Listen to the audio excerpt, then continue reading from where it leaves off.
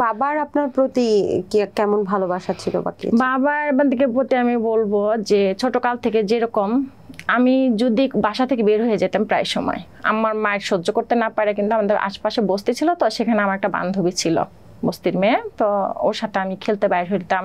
তো যখন নাকি মায়ের সহ্য না করতে পারতাম অনেক সময় দেখা যেত ওর সাথে আমি ওর মার বাসায় চলে যেতাম। এত টর্চারে পড়ে না কেন জানি আমি জানি না, আল্লাহর কি তাদের জন্য আমার খুব মন কাঁদতো আর কি। যতই মারুক ধরুক তাদের জন্য, আবার তাদের কাছে আসার জন্যই আমি অস্থির হয়ে যেতাম, আর অন্য কিছু ভালো লাগতো না। কারণ আমি ছোটকাল থেকে তো ওনাদের কাছেই বড় হয়েছি, ওনাদেরই সব চিনি, আমার পৃথিবী বলতে ওনারাই ছিল, যার জন্য আমি অন্য কোথাও মন টিকতে পারতো না।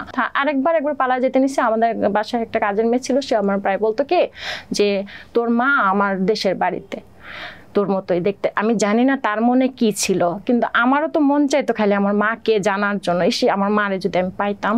তো ওর কথা আমি বিশ্বাস করছি।